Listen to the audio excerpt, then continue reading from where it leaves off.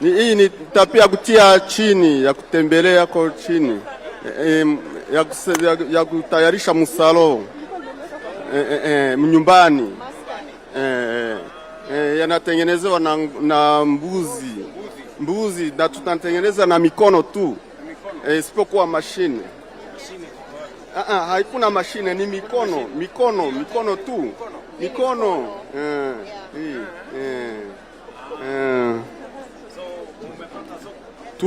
Tuko tunapata soko, lakini tunahitaji na bengine tu bakuje nunua, ya kununua, tukua kutafuta biashara,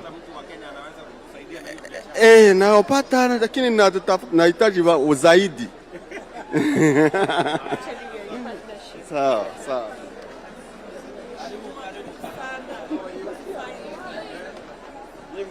Tunatengeneza viatu kwa ngozi. Tunatengeneza viatu kutoka Rwanda. Ndiyo, ngozi pure ya ng'ombe kabisa. Ndiyo. Niko ya bei ya nafuu.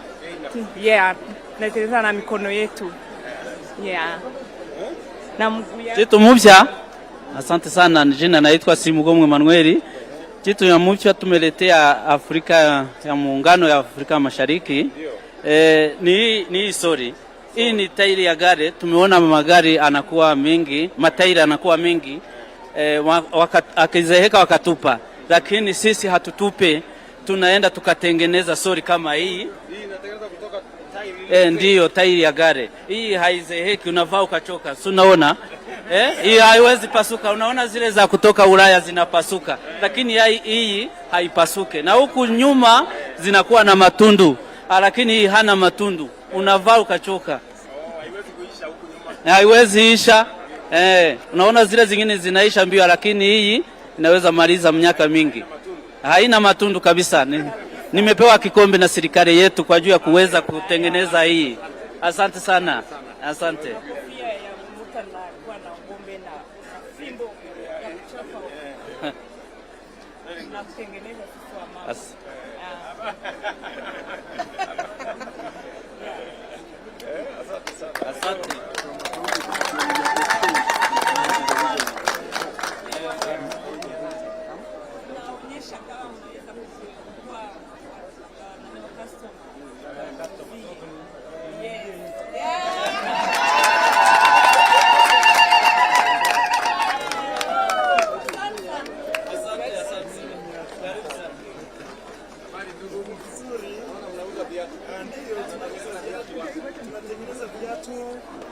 Mikanda, wallet. Ni nchini Rwanda. Ndiyo. Asante sana. Tena tunafurahi sana. Ndiyo. Ndiyo kabisa. Hii ndiyo mara ya kwanza. Lakini tumeona Kenya ni pazuri sana. Asante.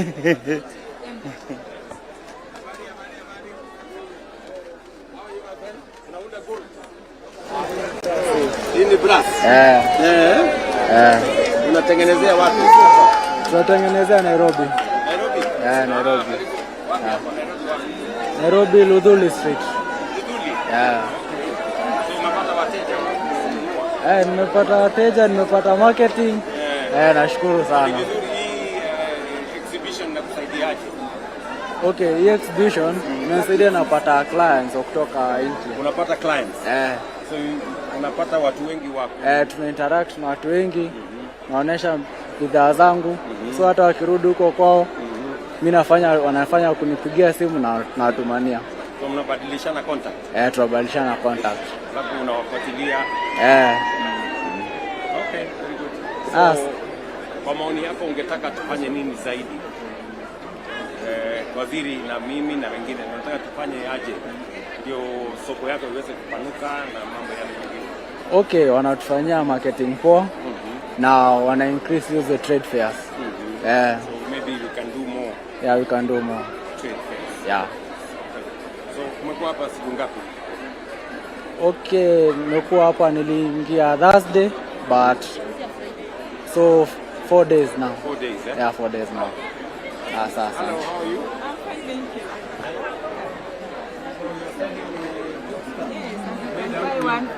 Made out of what? Made out of mud. Mud. It is made out of mud, the clay. And now we mold with hands. There are some chemicals that we use to polish. So we do it very well and from the scratch, but there are some machines that we cannot afford to make the clay to mix well, because it is not one type of clay. Yes. It is mixed up of clays from different areas of our counties. So that is our challenge, number one. Have we discussed it with Waziri? Because we have Kenya Industrial Estates, yes, which can help you. They yes, can give you a facility. yes. You can borrow some money, and you can buy the machine. Yeah. You know, maybe you need to have that conversation with Waziri and his team. I will try and I will look for him. From where? Which county? I'm from Roysambu, Oh, Nairobi County. Nairobi County. So we are not very far. It's made out of no, these are beads. These are beads from China. Oh, you buy them? We buy, but we make. Okay. Yes, yes. Very good. Can I have your hand? Yes, because it is not. It is rare to have your hand. So, hii exhibition inakusaidia namna gani? Inatusaidia one exposure. Tunajulikana tuko wapi. Like now tuko na Masai Market. Lakini hapa tunapokuja tumechanganyika so many countries. Na hizi countries kuna wengine wanakuja wanaangalia, wanaona ni na wanachukua namba, wana make order mpaka our Kenyan bracelets, tunaandika jina, we write, tunamtumia. So kuna hiyo exposure sana na kujimarket. Sasa unaona umekuja, umesikia uongee na sisi hapa kwa hapa. So we are very glad and we are very happy. God bless you so much. We love you very much. Yes.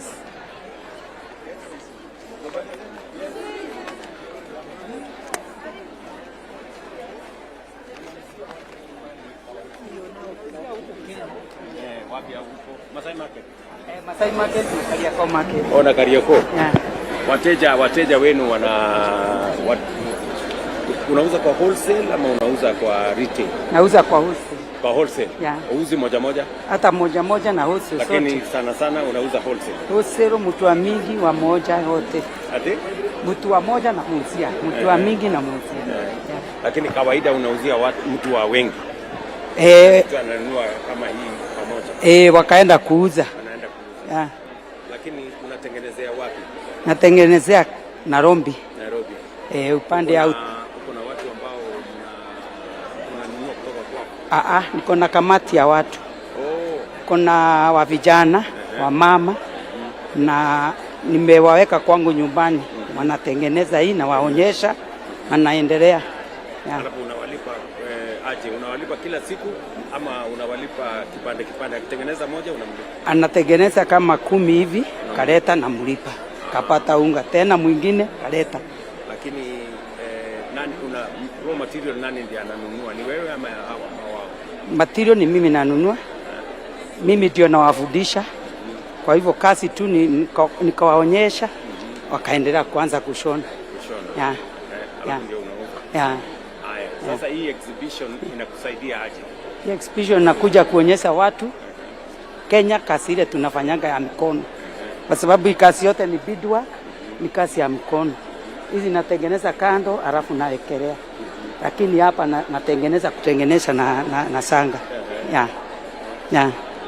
So, nilikuwa nakuuliza hii exhibition inakusaidia kupata wateja wengi ama inakusaidia njia gani? Inanisaidia kupata customers wengine kutoka nchi zingine. Yeah. Sasa hii exhibition watu wa country nyingine wakikuja hapa wakaona hii vitu ya tunatengenezea Kenya, tunapata wateja wa nje. Sasa wanaanza kutuambia nataka hii nitumia hapa hivyo. Yeah. Unajipanga aje? Anakutumia pesa kwanza ndio mtumie ama unamtumia kwanza ndio atumie pesa? nataka nitumie pesa. Wakinitumia pesa natuma. Juu wengi wanatoroka na vitu. Kwa hivyo tunataka pesa kwanza. Okay. Yeah. Thank you, President. Nataka niwasaidie kwa njia gani zaidi, ama huyu waziri ama serikali ungependa tufanye nini ndio biashara yako ikue bora? Kwanza ningetaka vitu ile inatoka Kenya ikakuwa na muhuri ya Kenya, sababu wakienda huko wanachukua hivi vitu wakaeka muhuri yao yeah. Kwa hivyo tupa market wakakuwa wanasema ni yao wanatengeneza, lakini hivi vitu yote ni ya Kenya. Yeah. Kitu ya Kenya hakuna mihuri ile ya kupiga ni ndio kila kitu ikienda pahali kajulikana ni ya Kenya. Ya pili ningetaka tutafutio market. Kwa hivyo kama ni sisi wa Masai Market tukakuwa kila kitu yetu inawekwa kwa runinga, tunajulikana ni sisi tunatengeneza. Sasa customer wakikuja wanakuja kwa wale wanatengeneza. Niliambiwa nilikuwa Amboseli juzi. Wamama wa huko wakaniambia wangependa hii ushanga factory ikuwe Kenya kutengeneza. Sasa hizi inatolewa China, nyingine inatolewa sijui Czech Republic. Jabronex So wengine tutengeneze factory Kenya. Ya kutengeneza hizi beads. Kwa sababu kitoka huko China sisi tunakuanga third party inauzio wengine na sisi kifikiwa. Kwa hivyo President. Thank you.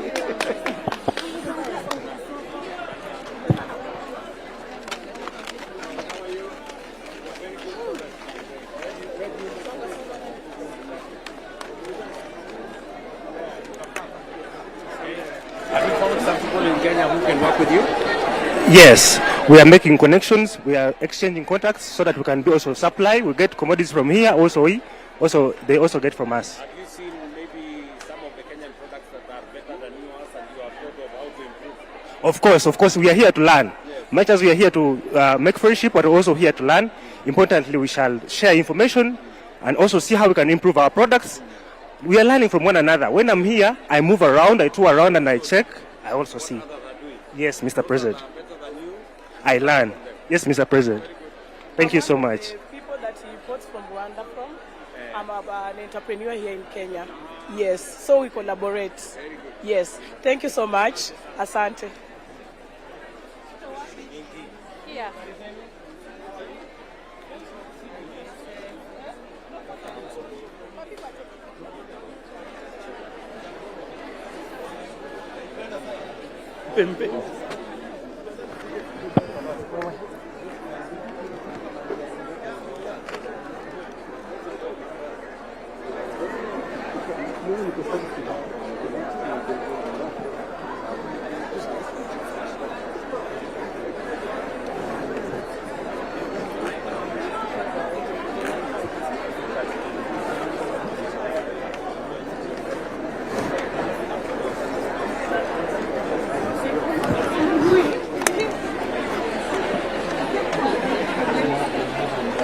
Hello, how are you? Hi. You're welcome, Your Excellency. Yes. I'd like to tell you about cocoa. Yes. It's Ugandan's fourth raw material, as well as our commodity cocoa. So from cocoa we make chocolates of different types. This is for export, in case someone wants to export, with the right gunny bag. This is a gunny bag. We have producers in Namave industrial area, and we also make different chocolate types. This is milk, this is dark. Yeah, we are the 8th grower in the world, and also first in East Africa on record. Yes, we are in collaboration and also distribution to do with the sales. We grow it in Uganda, Bundubujo, in Mukono area, Boyukwe, and all sorts of century. Welcome.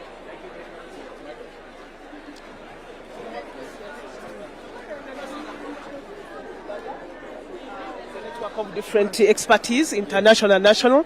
We are dealing basically in livestock feeding. Yes, livestock. Those are the beanies you are holding. Those are vitelette beanies.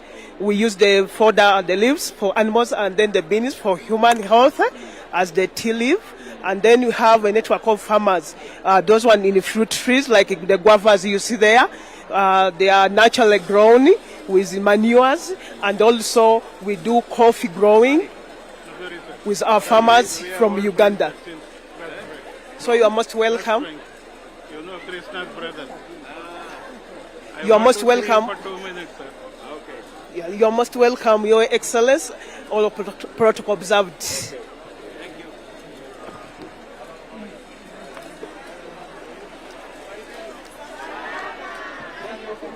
Kwema kabisa. Karibu sana baba. Tunakukaribisha sana baba, karibu. Sisi ni Tanzania, tumekuja kuiwakilisha Tanzania. Karibu sana baba yetu. Tumekuja na bidhaa zetu nzuri kama hii hapa. Hii ni maharage ya kienyeji. Ni nzuri sana. Karibu sana. Tuna asali ambayo tumeizalisha wenyewe. Tunaipika, tunaitumia kama mboga. Kwetu sisi hapana, bado haijapikwa. Anaenda kuchemsha na kuipika na kuiunga. Tunapika na maji ya moto kama kawaida, tunaunga, tunalia na ubwabwa kwetu. Karibu sana. Na mchele kwetu upo. Karibu sana baba. Asante.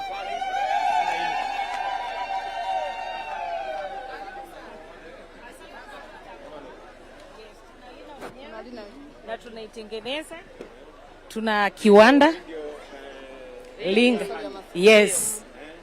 Hiyo ni kiwanda cha kwetu wenyewe, tunatengeneza asali, tunavuna na kutengeneza na kupaki.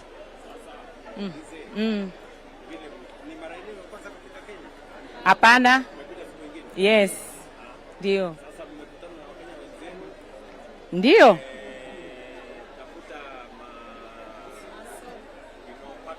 Yes. Kabisa. Yes, kutoka Kitui. Ndio. Kabisa, kabisa. Cha kwanza vile wanalina kuna utofauti kidogo na sisi. Lakini ni vitu vingi ambavyo tumejifunza kutoka kwao. Yes. Yes. Kwa sababu wao hawana asali ya nyuki wadogo. Asali ya nyuki wadogo ni chache kwa Kenya. Kuna nyuki wadogo? Ndio, wasio uma. Sisi Tanzania kwenye forest zetu nyuki wadogo ni wengi kwa sababu mapori mengi hayajavamiwa. Kwa hiyo nyuki wadogo hawapendi vurugu. Kwa hiyo nyuki wadogo ni wengi na asali yake ni iko juu. Kwa hiyo inaweza kukupa faida wewe Mtanzania. Haijavurugwa sana na kulima wanyama, haijavamiwa na wakulima na wanyama. Iko vizuri. Umemaliza kulima. Asante. Kwa hiyo tunawakaribisha.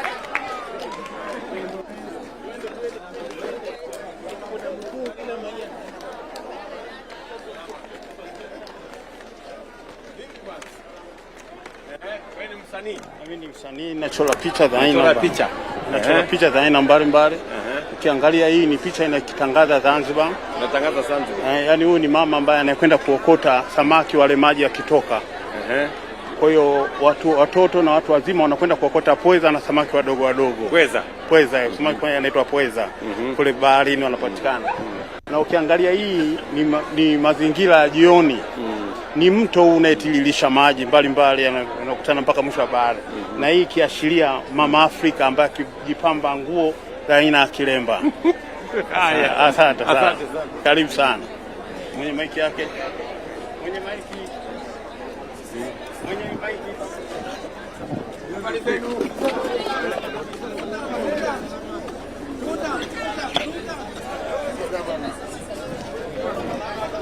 Cameraman wetu.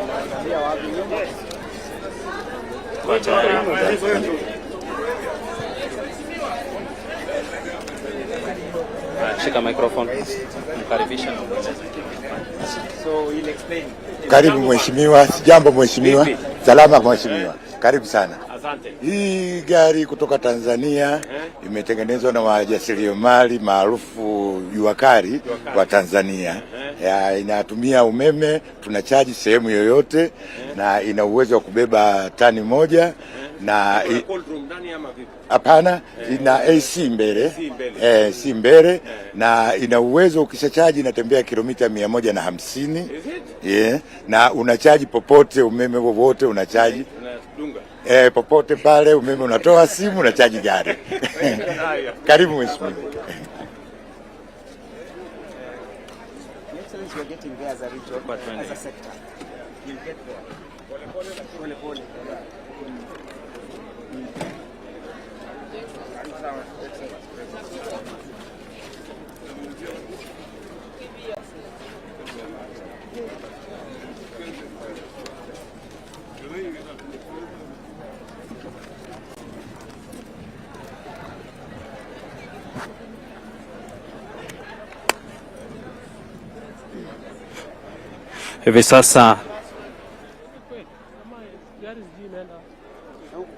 Hivi sasa Mheshimiwa Rais anaelekea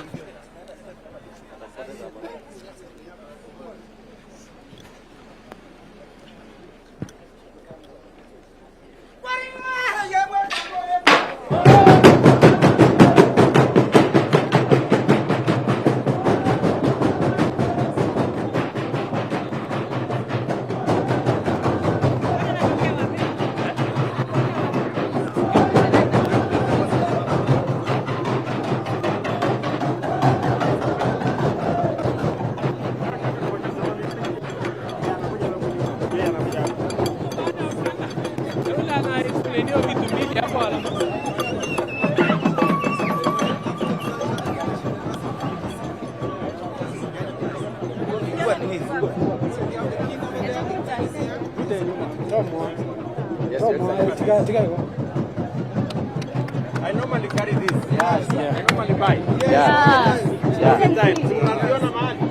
Excellent. Like what is here? Mimi ni customer mkubwa sana.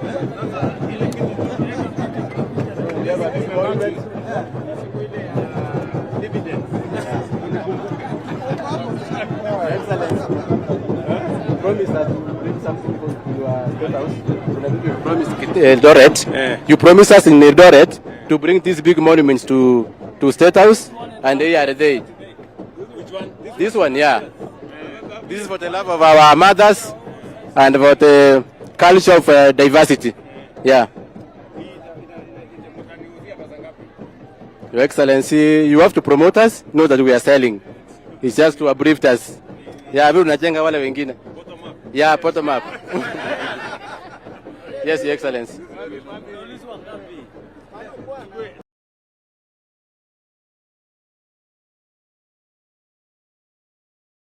Who is the nani mwenye Yes. shida moja tu iko. Yes. Biashara na kusaidia lakini ikifika siku ya Hapana. Your Excellency, tuko pamoja, Your Excellency. Your Excellency, tuko pamoja. Tuko pamoja. Haya. So hii Na ile we have this is a king, this is a queen, and that one is the king. We have nice sculptures, Your Excellency. Zenye ziko na story. Here is a double vision. You are leading with double vision. You know you must fly high and then overlook down, overcome the stones. Yeah. And overcome the stones. Yeah, this is an eagle. Yeah. it's made out of stone, right? Yeah, pure stone, soft stone. So unataka ninunue hiyo Na king. na king. Yeah. Ama king. King. Yeah. na huyu This is Valentine. This is Valentine. Valentine's Day. Yes. Mother and the father raising a family. Mother and the father raising a family. Where is the family? It's about About love and unity. yeah. That's the one that has a very interesting story. Mtu ya affordable housing ako hapo ndani. Yeah. Unafanya kazi mzuri sana. Sana. Retired officer Captain Titus Baraza. Yeah, I did this for you. You appreciate the work you are doing. Okay, Captain. Yeah. Haya we. Tutapanga na hii huyu mtu mlipe kitu nichukulie hii. Na hiyo nini iletwe State House na hiyo. Yes. Alafu wewe Simon mtapanga ndio hao watu wakuja wanione hawa wenye hii. Yeah. Ndio ni wapange. Yeah, yes, Your Excellency. So and this one, Your Excellency. Si unaona mimi ni promoter ya mambo yenu. Your Excellency, you started something in Kisii, Cancer Center. Unaona hii mimi na promote mambo yenu. Yes. Yeah. This one you started Cancer Center in Kisii. We really appreciate. Ni kweli mimi ni promoter yako ya. Kabisa. So this one is the king. Yeah. Look at that. It takes 1.5 years, Your Excellency, to make this. Macho yake ni kubwa sana.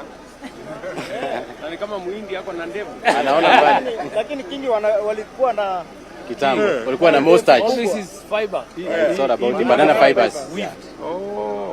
tunaweka moja. Yes. So uko na story yake Yeah. Uko story. Alafu Your Excellency, kuna vitu ulituambia tukaweka maktaba kuu. When we were from Eldoret, yeah? When we met in Eldoret, you told us to bring some big monuments, the kind of this shield, which is now 8 feet in maktaba kuu here in National Library. Iko hapa hili, yeah. Ulilete? Yeah. Okay. Tulishindwa kufikisha hapa. It's very big from down here up there. Okay. So we will wish if your team, if you give us Mwasera to go and confirm and then run for us to see kindly. Okay. Yeah, Your Excellency. Huyu atapanga, huyu kijana mwenzenu huyu anaitwa Simon. Pangana na hawa vijana. Alafu walete hiyo maneno yao wanataka. Tunashukuru sana. Ndio. Tumeshukuru. Lakini nimekuwa promoted nifikisha bana. I'm very proud of you guys. Tunashukuru sana. You're doing a good job. Thank you, Your Excellency.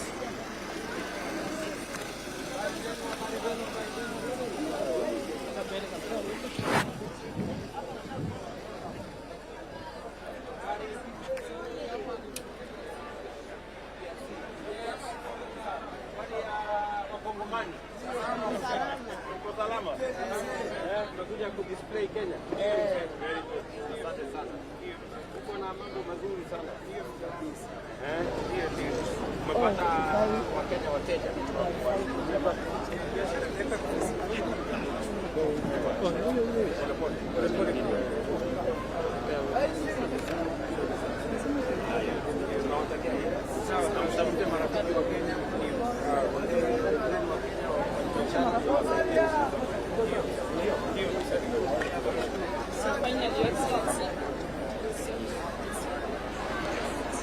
Shika hiyo. Your Excellency,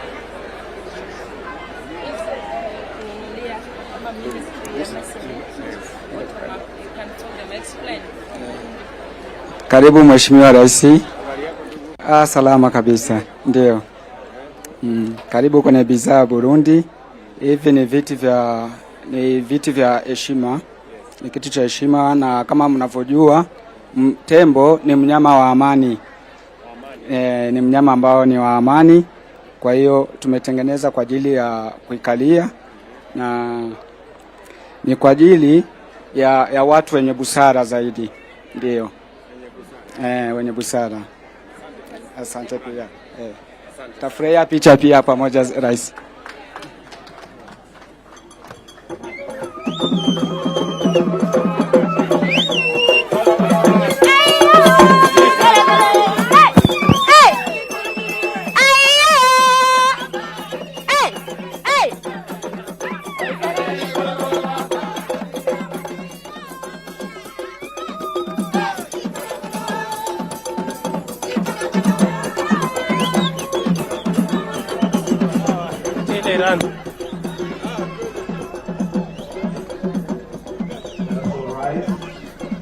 His Excellency the President.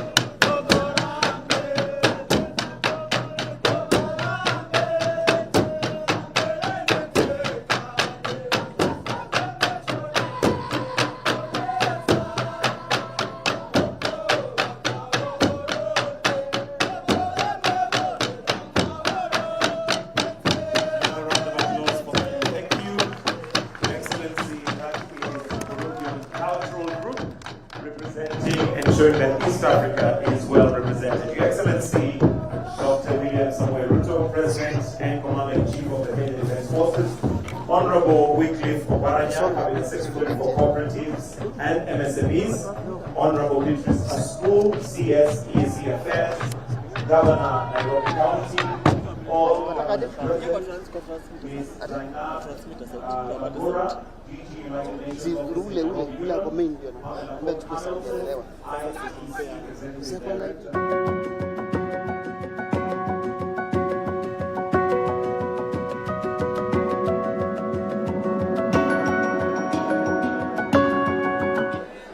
the tamarind juice kutoka Dharakanidhi.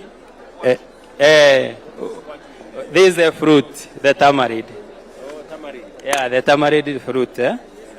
So yeah, so my company is called Sieco Company, located at Kadwana. Yeah, the county headquarters. Yeah, you've been to Kadwana? Yeah, so we've been in operation for a year now, and now we have been directed by the MSEA, Dharakanidhi County, to come for this exhibition. No, this is an alcoholic. This is an alcoholic, yeah. Yeah, yeah, okay. Thank you very much.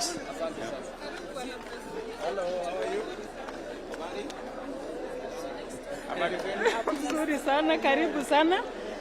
Mimi hapa ninauza juice. Hii juice niko ni tamarind, iko na cayenne. Ni mzuri sana kuosha tumbo. Kama mtu anakula marawe saa zingine unasikia tumbo inako na gas. Hii yote inatoa. Tamarind. Yes. Tuko pale Machakos. Yes. Tunaongeza ni tamarind ukwaju. Tuna mix na maji. Tuko na ani na cayenne na ginger. Cayenne ni piripiri. Naitwa cayenne pepper. Ni cayenne pepper. So ukimix hapa ndani, hata mtu yule anasikianga kutapika, tumbo inafura sana sana, aendi choo. Hii ndio dawa yake. Asante. Na mimi boss, mimi ni your supporter, biggest supporter.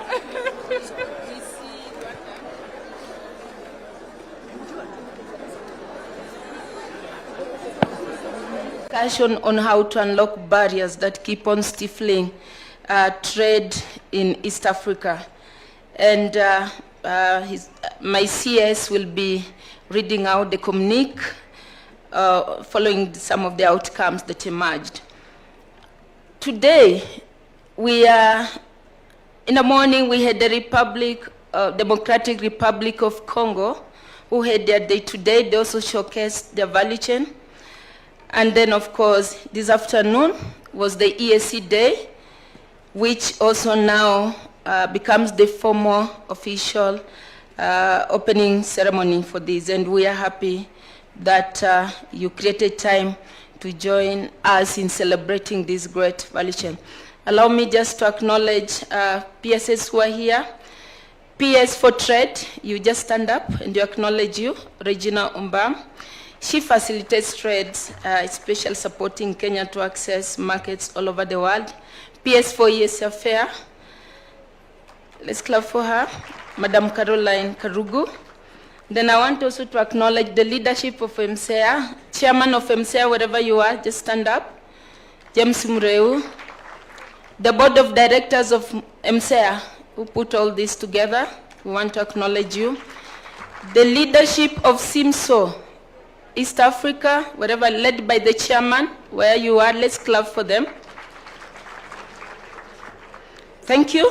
And in the interest of time, Your Excellency, allow me now to call the Deputy Secretary General, who is standing in for the Secretary General for East Africa, Community Secretariat, Madam Veronica Nduva.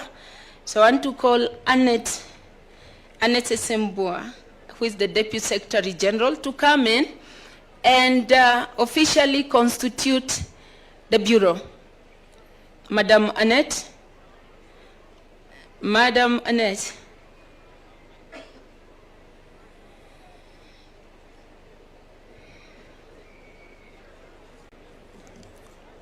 Madam Annette, you just have 3 minutes to constitute the Bureau.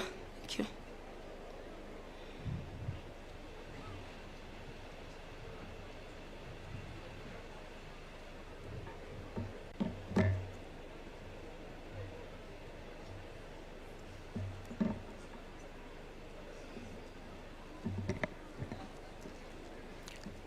Your Excellency and our chief guest for this afternoon, Your Excellency and Chairperson of the Summit of Heads of State, on behalf of Honorable Secretary General Veronica Nduva, it is my honor and pleasure to welcome you to this 25th edition of the MSME Trade Fair. Your Excellency, before us is the Chairperson of the Council of Ministers. She is here and has taken her seat. And I confirm, Your Excellency, that we have Somalia with us as well, so the Bureau is fully constituted. Your Excellency, this is the 25th edition of the MSME Trade Fair. Last year, we met in Juba, where we had about 2,000 exhibitors. The number of exhibitors has increased to over 3,000.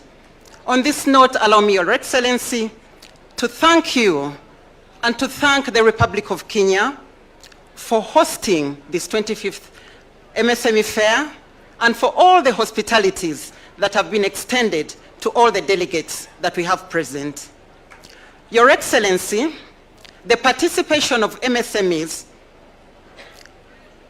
demonstrates stories of change.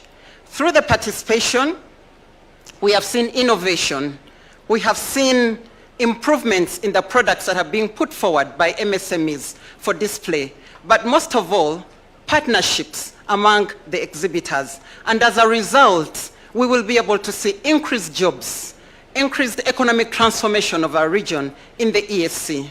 From the EAC Secretariat, a number of interventions exist that have been put in place to fast-track regional integration. These, among others, include examination of the rules of origin, because we found that that is one of the main impediments that is causing non-tariff barriers. Allow me, Your Excellency, to report that the process of resolution of non-tariff barriers has reduced by 50%. While they still exist, but the mechanisms in place are supporting us to reduce non-tariff barriers.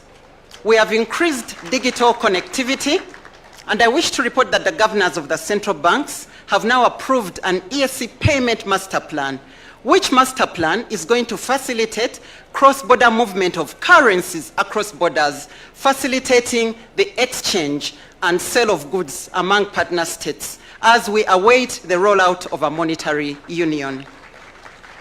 Your Excellency, allow me on this note to thank the Republic of Kenya for all the facilitation that has been provided to the exhibitors through the various borders where they passed, including a delegation that just arrived yesterday and was very quickly facilitated. In less than 20 minutes, they were in and out of the border. The services have been exceptional, and I would like to commend the PSs of EAC Affairs, the PS of the MSME Ministry, for the excellent coordination of this event. Excellency, I thank you very much for your presence today, and we look forward to hearing from you. I thank you very much. Thank you. I now invite the Director General of the United Nations Office at Nairobi Union, Ms. Zainabu Bungura. And in your speech time, you'll make some time for the Executive Director of ITC. Thank you. Let's clap for her. She comes on the stage.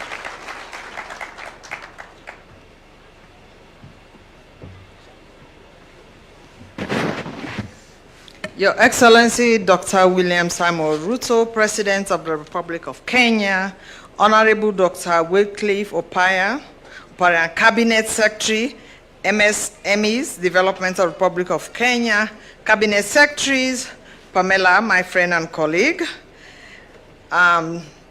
Excellencies, Residence Coordinator, distinguished guests, partners, friends, ladies and gentlemen, good afternoon. I have two things to say very quickly. This morning, today, I had the honor and privilege to officially launch the newly established International Trade Center Regional Office in Nairobi. It is the first time ever since the office was established in 1964 that they've had an office out of Geneva. Geneva is their headquarters.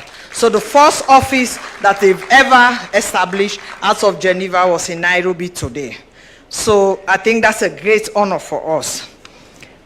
Secondly, I would like to take this opportunity as the Director General and the representative of the Secretary General in Nairobi to appreciate and acknowledge with gratitude to you, Mr. President, the continued support and cooperation being extended to the growing UN family in Kenya by the host government of Kenya. When the UN came, 1975, 300 staff and family. Today, we are 20,000, and still growing. So we are able to do that because of the support, encouragement that we got for the government of Kenya. So those are the 2 points I want to say. With that, and I invite Pamela to actually, she is the newcomer in the block in Gigiri. Thank you.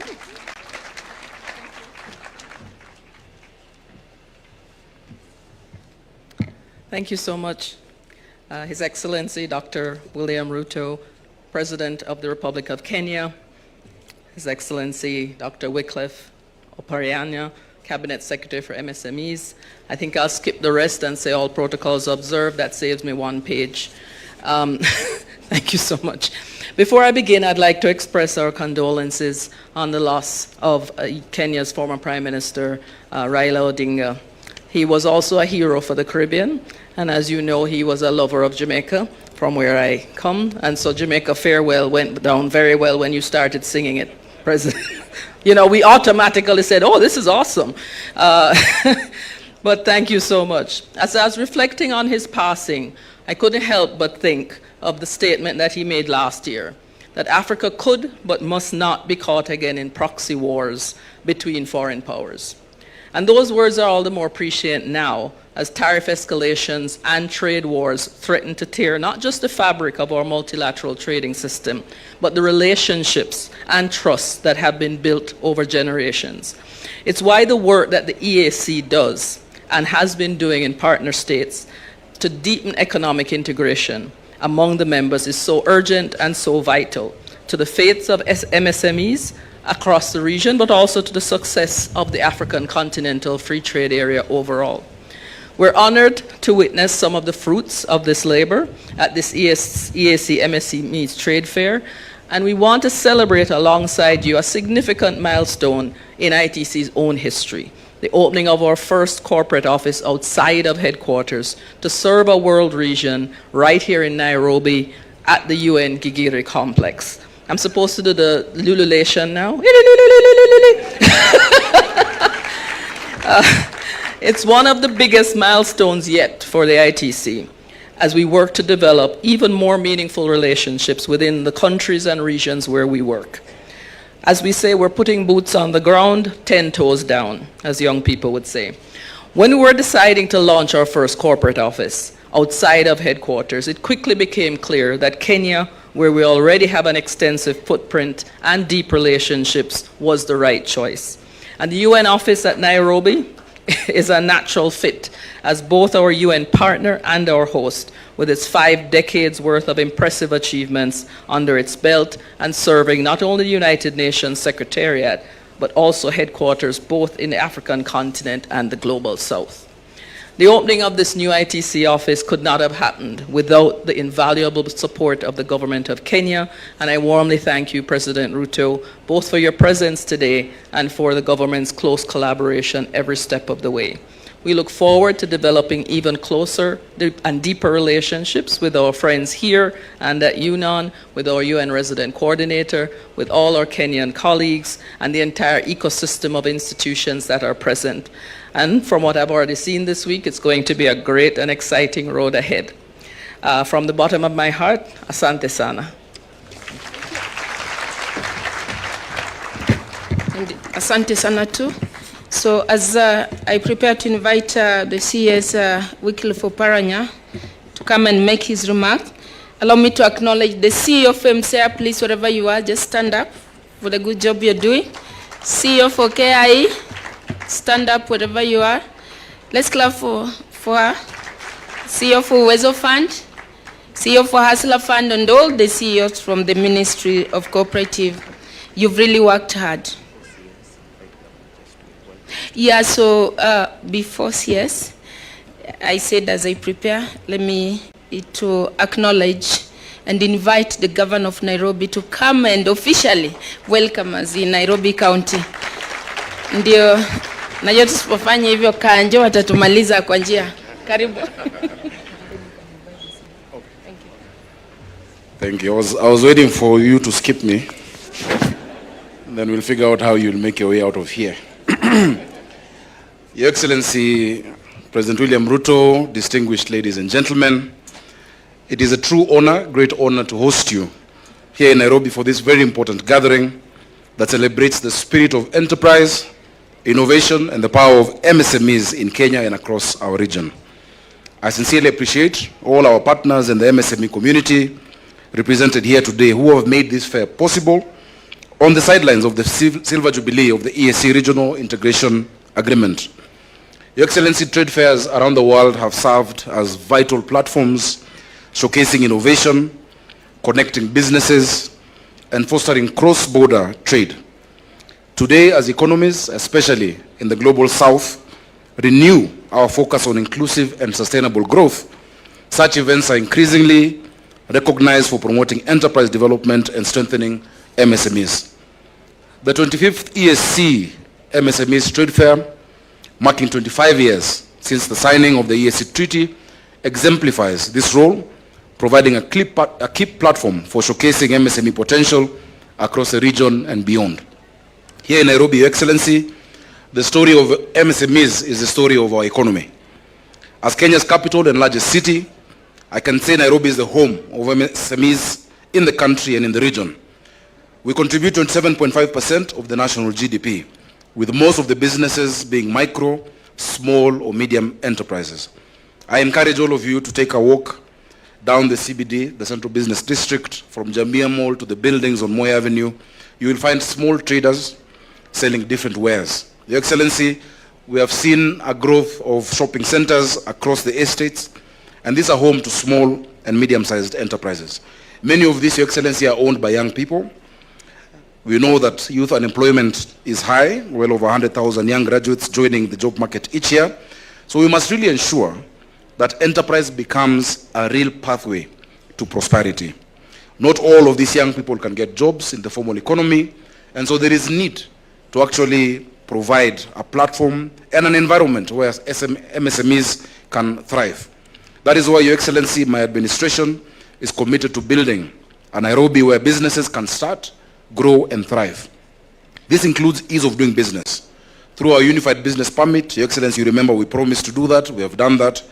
Today, the UBP consolidates multiple licenses into a single document to simplify operations for business owners. And for us, it has enhanced our revenue collection. Currently, Your Excellency, we have 190,925 registered businesses under that Unified Business Permit. And of these, 95,000 are either SMEs or MSMEs. Your Excellency, before, traders would have to have multiple licenses, 5, 6 licenses, being moved from one office to another. Go get your fire certificate, go get your hygiene in another building.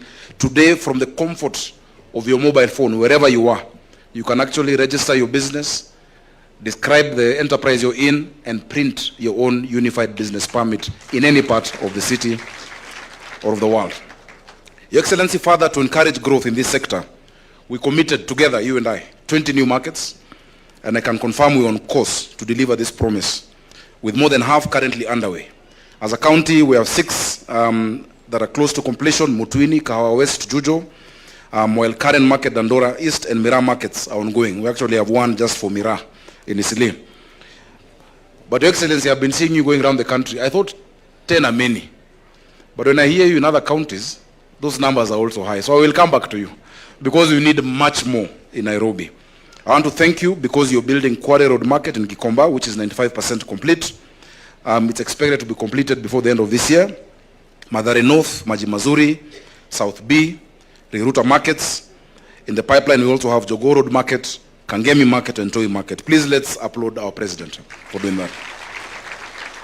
Your Excellency, these markets will provide additional trading space for MSEs and bring product and services closer to Nairobi estate residents. Your Excellency, finally, we will also be rolling out our Biashara Stimulus Program as a county. It is at the heart of offering affordable financing, skills development, digitization, market access, and enterprise formalization to these traders. We will be rolling it out with 2 strategic partners with whom we have already signed contracts. The program will subsidize the cost of credit to these MSMEs. The targeted beneficiaries will be existing businesses and MSMEs across all the 85 wards of Nairobi. An MSME must have been in business for at least 2 years to qualify for that particular product. All beneficiaries will undergo a 3-day training on business and entrepreneurial skills, and we will keep training them as they move along. Your Excellency, let me emphasize the role that these businesses that you've seen, you have walked around the stands. In fact, you have taken more time than we imagined because you have a real interest in the business that they're doing. They play a huge role in this city's economic growth and the continuous need to create a conducive environment for them to thrive. They generate employment, they fuel innovation, they strengthen value chains, and they drive both domestic and cross-border trade. Their success is Kenya's success, and their growth strengthens the entire East African region. And I really want to tell all our brothers and sisters from across East Africa, Karibuni Kenya, Karibuni Nairobi. I hope you feel at home. Though in essence, Your Excellency, many of them call this place home already. There you will find them trading in the city, in all parts of the city. We have a huge population from our neighboring countries, and they are welcome. Your Excellency, the days of the kanjo that the PS has described are over. Those days ended. It's been 3 years without running battles that used to happen in our city, where traders would even be injured, and they would fight back. We have changed that history, and today we have a very good relationship. It, of course, can improve every day, but we have a better relationship than has been there before. I invite all our partners, EAC, the Africa Continental Free Trade Area, UNON, ITC, the private sector, and development organizations to work with us to build a stronger MSME ecosystem. Let us connect, co-create, and transform the entrepreneurial landscape of East Africa. Asanteni sana and welcome to Nairobi. Your Excellency, allow me at this point to invite the Cabinet Secretary, Dr. Wycliffe Oparanya, to make his remarks and to invite you. As he comes, I recognize that we had Governor Nyong'o, who was, I saw him, but I think he has stepped out. We also have members of parliament, I think from the relevant committees, led by Mheshimiwa Jalango. I think maybe the MPs can stand up so that we can recognize the members of parliament. Please, let's clap for them. The legislative framework required for MSMEs is very, very important. Asanteni. Karibu. Thank you, Governor. Your Excellency, President of the Republic of Kenya and Commander-in-Chief of the Defense Forces, all protocols observed, ladies and gentlemen, I think this is the 3rd day we are here for this particular function. The first day we had Somali Day, yesterday we had the Kenyan Day, and today we are having the East African Community Day, which is also our official opening day. Your Excellency, we have had support from ICT, ICA, ITC, sorry. We have had a big support of ICT. ICT supported us when we had the global MSME Ministerial Conference in South Africa in July. And that particular function, Your Excellency, was very well attended, and it was one of the first functions that ministers all over the world met to discuss about MSMEs. And out of that meeting, 3 issues were agreed on to be scaled up at various countries level and various regions. And that's why, as Kenya, we decided that this be scaled up at this level, at the regional level. And you have heard the comments from the Secretary General. 3 areas were agreed: access to finance, and you know what we are doing as a country in that particular area. The other one was digital transformation. You know how important that area is for our country. And the last one was green technology financing. Those are the 3 critical areas we agreed during the Ministerial Conference, Global Ministerial Conference in Johannesburg. But as Kenya, we have added on market access.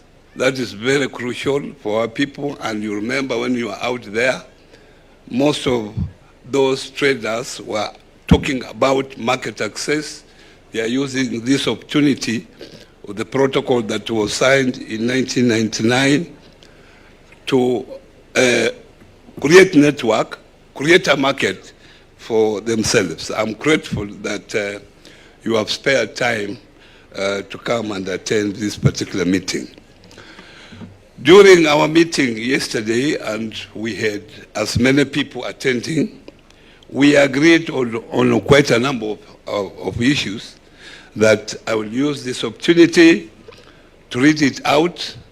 And as the chair of the East African Community Summit, this particular document will be scaled up to that level, so that as the summit, you also adopt it for implementation in various countries. So, Your Excellency, ladies and gentlemen, I will read a communique of the East African Community MSME Ministerial Roundtable. And I read, we, the representatives of the East Africa Community, EAC governments, and private sector stakeholders, convened for the East African Community MSME Ministerial Roundtable in Nairobi on November 10th, 2025, to advance the commitments made under the Global SME Ministerial Call to Action held in Johannesburg in July 2025. This roundtable marks a significant regional milestone in our collective efforts to support the international competitiveness of micro, small, and medium enterprises, recognizing their central role in transforming trade and improving livelihood in line with the Sustainable Development Goals. We reaffirm the importance of MSME as engine of innovation, employment, and inclusive growth, and acknowledge their contribution to environmental sustainability and social cohesion across the East African region.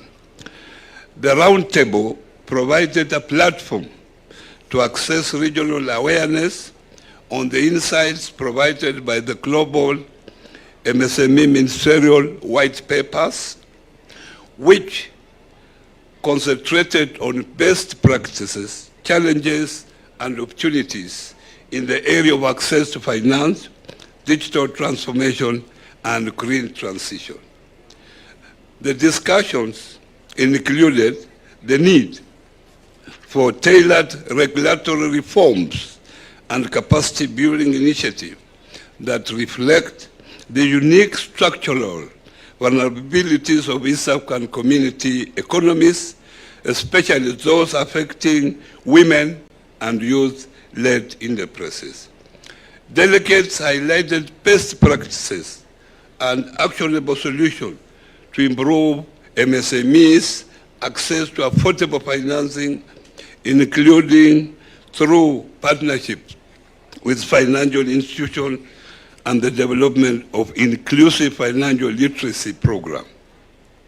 The meeting emphasized the importance of accelerating digital transformation by expanding access to reliable digital infrastructure, promoting digital skills development, and fostering innovation, friendly regulatory environments. The roundtable highlighted the urgency of supporting MSME in their green transition, including through targeted green finance mechanism, technical assistance, and collaboration with business support organizations. The ministerial meeting welcomed the continued engagement with the International Trade Center, ITC, I was calling it ITA, ITC, bringing countries together to collaborate in supporting MSMEs' competitiveness and facilitating knowledge exchange across borders. Delegates expressed strong support for the ongoing period of intersessional technical meetings and regional dialogue to maintain momentum and prepare for the next global MSME ministerial meeting in the year 2027. The delegates appealed to various governments to fast-track regulations and discussions on non-tariff barriers for purposes of cross-border trade and use of AFC FTA as a tool for market aggregation. The meeting seeks to translate the outcome of the East African Community MSME Ministerial Roundtable into concrete actions with measurable impact, and to working closely with ITC and other partners to build resilient, inclusive, and sustainable MSME ecosystem across the East African Community region. May this communique be presented at the upcoming East African Community Leaders Summit in November 24th to 29th in Kenya, to be included into the chairperson's statement in order to reaffirm the East African commitment to the ongoing work in the development of MSME. The Nairobi Declaration is signed on Tuesday, 11th November 2025. We, East African governments and International Trade Center, ITC, met on the margins of the East African Community MSME Trade Fair to begin the process of implementation of the call to action of the Global MSME Ministerial Conference. And for your information, Your Excellency, this was signed by me on the behalf of Kenya government, and it was also signed by the Secretary General of the East African Community and signed by the Executive Director of International Trade Center, ITC. And I thank you very much for your attention. Now, Your Excellency, I take this opportunity now to invite you to come and address this gathering here, and I know they are eager to listen to you. And thank you very much for honoring our invitation. Asante.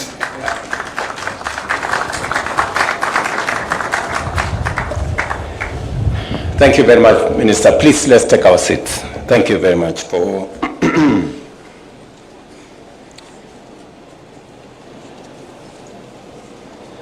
distinguished ladies and gentlemen, friends and visitors from across the East African community and beyond, I join the Governor of Nairobi in welcoming all of you to Kenya and of course to the city of Nairobi. Just a bit of geography. I think the governor forgot. Just behind us here, about a kilometer or so, is the Nairobi National Park. And the Nairobi National Park is home to wildlife, including lions, elephants, and many others. Don't be surprised that when you're walking in the streets, you might find a lion who may have escaped from the park. I just want to warn you to be careful. But I'm honored to welcome you to Nairobi, the heart of our region's enterprise, for the 25th East African Community Micro, Small, and Medium Enterprises Trade Fair. This gathering is a compelling validation of micro, small, and medium enterprises that remain the pillar of our economies. They are the engines of job creation, drivers of innovation, and anchors of industrial growth and the driving force of our shared prosperity, not just as a region, but also as a continent. Today, we pay tribute to the visionary leadership of the three distinguished patriots of our region. President Yoweri Kaguta Museveni, President of the Republic of Uganda, the late President Daniel Toroitich arap Moi of Kenya, and the second President second President of Kenya, that is, and the late President Benjamin Mkapa, the third President of the United Republic of Tanzania, who 25 years ago in Arusha reinvigorated the East African communities through the signing of its founding treaty. Alongside this historic milestone then, the Jua Kali Nguvu Kazi exhibition was launched, showcasing the ingenuity of the MSMEs in our partner states. Their Excellencies resolved then that this exhibition would be held annually on a rotational basis to deepen socio-economic integration, expand market access for all our products, and narrow technological and knowledge disparities across the East African community nations. A quarter century later, today, the East African community has blossomed into a powerful bloc of 8 partner states representing over 300 million citizens and making East Africa one of the world's most dynamic and rapidly emerging markets. This trade fair, and I have gone through the stalls and spoken to many entrepreneurs here, and the excitement, the optimism that I saw in their enterprises, and the partnerships that are being established, and the friendship that is building within them is a great encouragement that it was right 25 years ago, it is right today. This trade fair has equally evolved and is no longer merely a marketplace for goods, but a strategic platform for skills exchange, innovation, partnership, and structured dialogue aimed at dismantling barriers of trade and movement of people. As we commemorate this Silver Jubilee, we are mindful of the defining forces shaping our world today. A rapidly growing population in all our countries, the rise of the youthful generation, accelerated technological disruption, climate change pressures, unemployment, and of course, shifting geopolitical realignments that continue to reshape global supply chains. These forces carry challenges, but even better, they carry greater opportunities. if we harness them. Our young population, in particular, positions the region to lead through digital innovation, creative enterprise, and a thriving knowledge economy. I see it every day in Kenya. And looking at the East African entrepreneurs that are here, I see it in their energy, in their passion, and in the partnerships they are building with their colleagues across the region.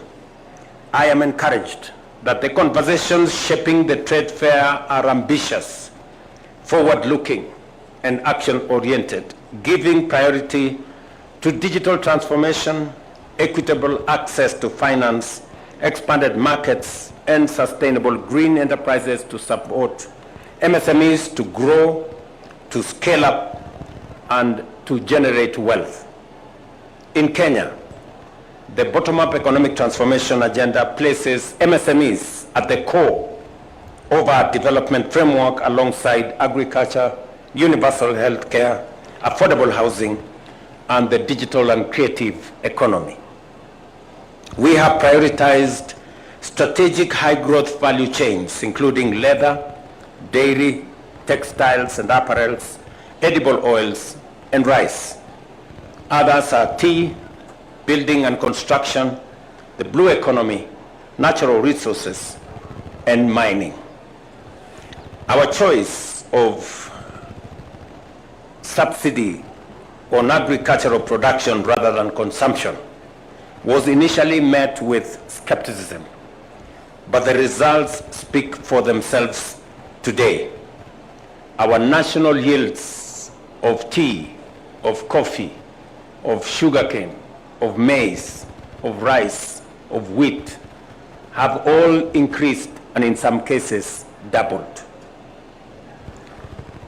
Those who doubted this 2 years ago today confirm that it was the right strategy to subsidize production and not consumption. To expand financial inclusion, we launched the Financial Inclusion Fund, popularly known as the Hustler Fund, which has so far disbursed 80 billion Kenya shillings to many Kenyans since November 2022.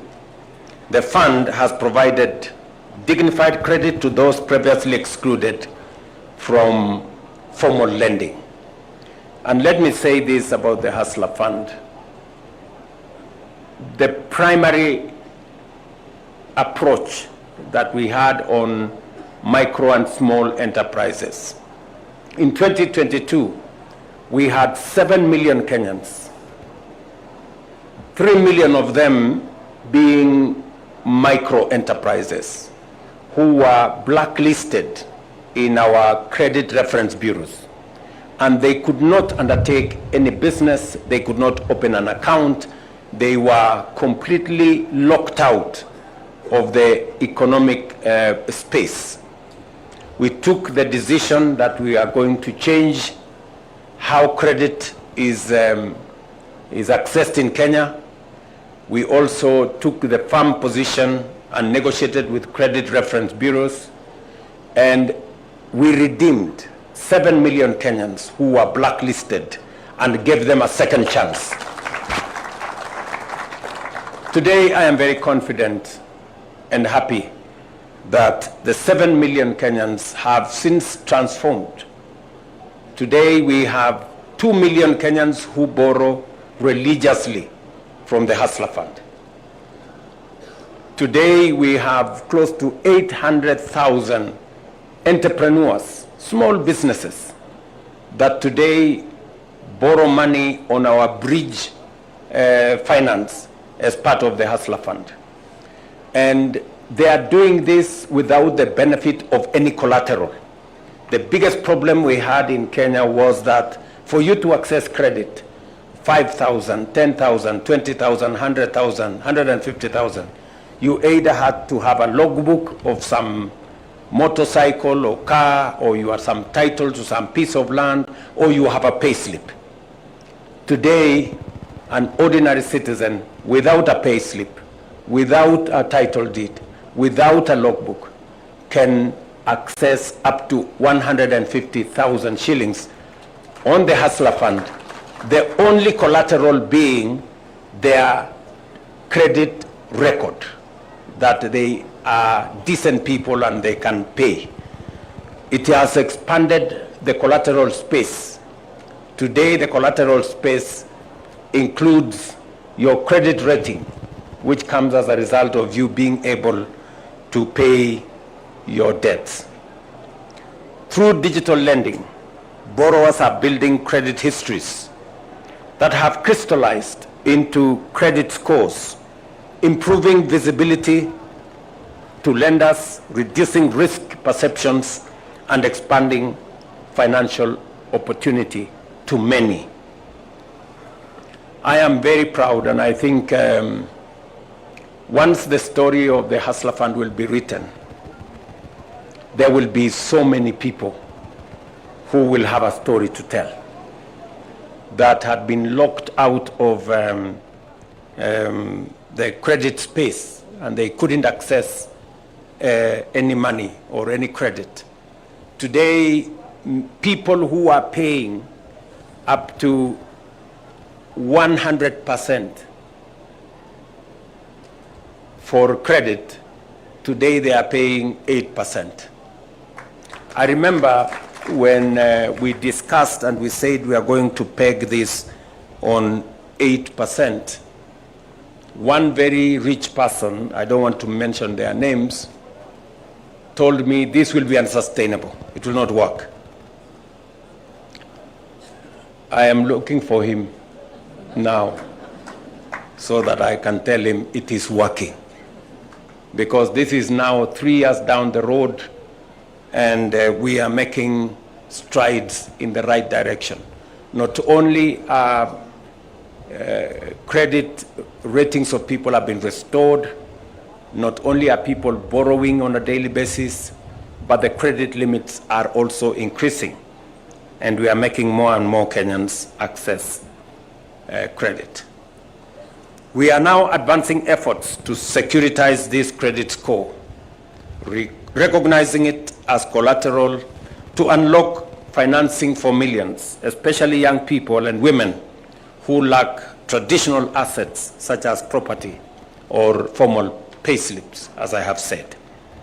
To strengthen market access, Kenya is establishing county aggregation and industrial parks in all the 47 counties to support agro-processing, consolidate local value chains, and expand commercial reach for our micro, small, and medium enterprises. The governor of Nairobi keeps reminding me that the county aggregation and industrial park for Nairobi will not be selling any agricultural products. They will instead be manufacturing stuff for those in the city. And therefore, this is going to be, it is tailored for different value chains in different counties in different parts of the country. The ultimate goal is that we need to assist small enterprises who may not have money to rent their own space, to use spaces that we have already built, and to also share some of the equipment that they use. We will have common user facilities where you don't have to own a certain machine. Maybe it is expensive, but we will have machines available and they will be shared, and everybody can have access to these facilities and use it to improve their businesses. Looking at the enterprises that are exhibitors in this fair, many of them require not so much capital. They just need to enhance the finesse of what they are producing. We just need to support them the last mile. That last mile is what common user facilities can do. I say so because I have seen it in Karioko. We are going to be replicating Karioko in all our county aggregation and industrial parks so that more and more enterprises can have access to credit and to tools that they can use to enhance the value of the products that they are producing. Three fundamental things are important. I said earlier, access to credit. And we have moved several steps in making sure that we clear the pathway for access to credit. Number two, we must also have targeted grants. We are in the process of rolling out the Nyota program. The Nyota program is going to have targeted grants to enterprises that are being run by young people between the ages of 18 and 29 and people living with disability ages up to 35. We are looking for 110,000 such small enterprises, and we are going to give them a grant of 50,000 shillings each. We started that process last week. I just want to announce that the rest of the process is underway. I'm informed by Waziri Oparanya and his team that they will be training the rest of the country from this Friday through early next week. And so from next week, we will be releasing another 4.4 billion Kenya shillings to the rest of the people who will have been trained and identified. In the city of Nairobi alone, Governor Sakaja and your team, in the city of Nairobi alone, we will be looking for 6,000 enterprises, small business people, 6,000 of them. And we are going to give them 300 million shillings. So I am looking for that moment, and I hope Jalango and your team from Nairobi, you organize yourselves, because we want to do this to raise the capital for the small entrepreneurs and to scale them up so that they can run their businesses. We will be identifying, and we want a level of equity. 50% of the beneficiaries must be women. And it can only be 50%, no less.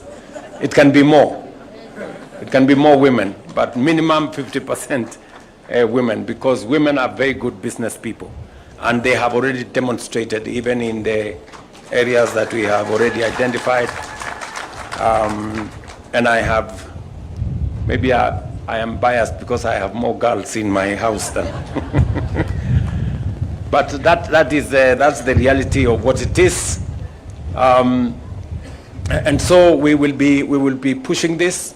I also want to say that under the same program, the Nyota program, we want to also create opportunities, because part of growing the MSMEs is what I said: access to credit, targeted grants, and we are also supporting them to do business.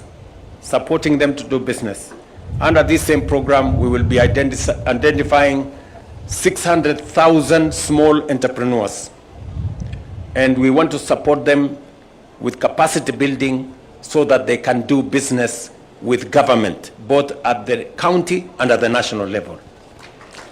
We have government procurement that has been ring-fenced for young people, for women, for people living with disability, all the way in the region of 220 billion.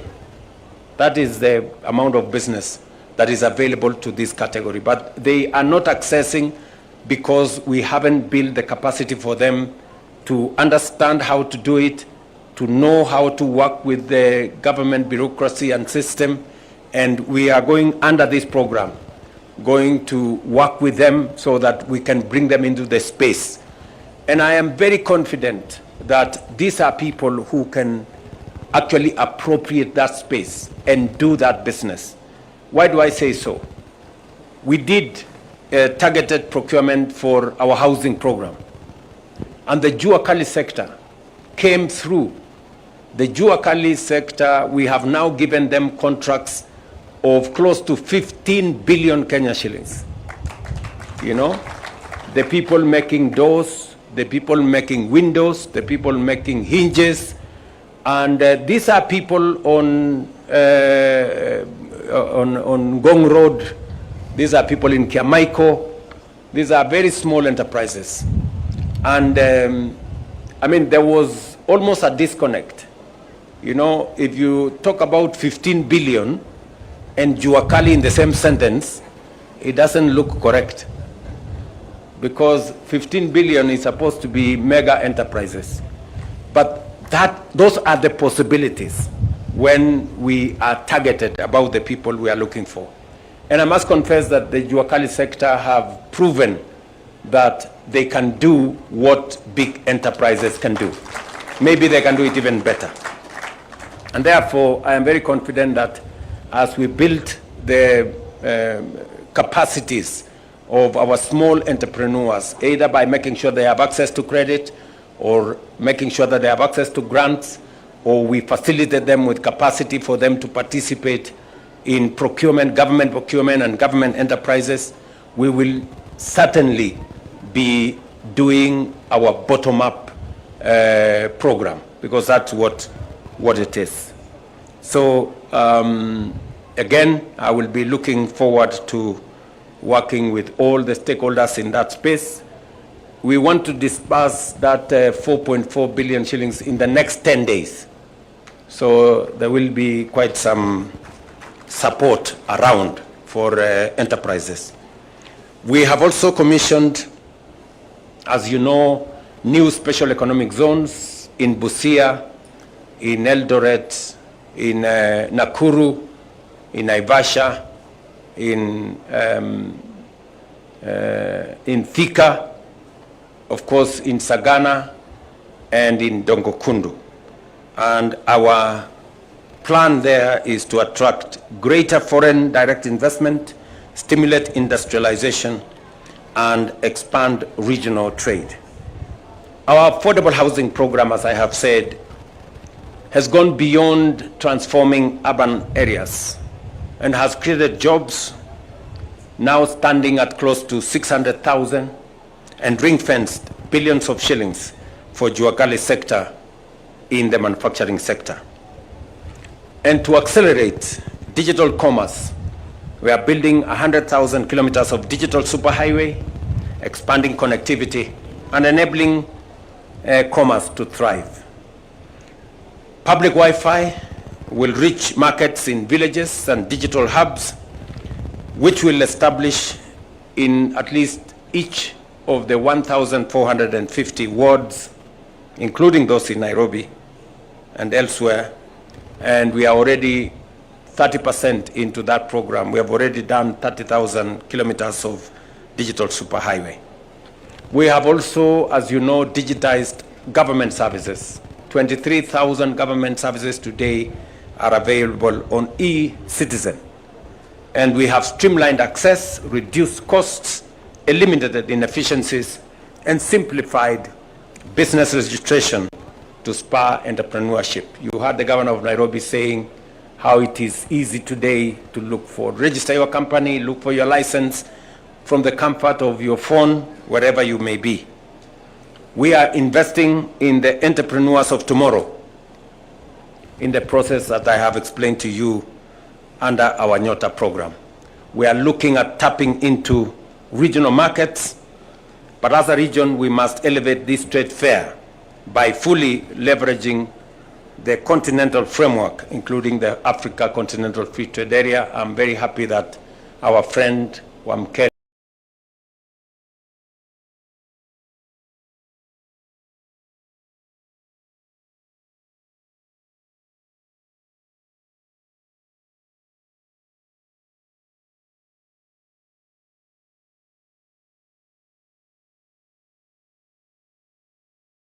the Secretary General of ACFTA was here yesterday by ACFTA Secretary General.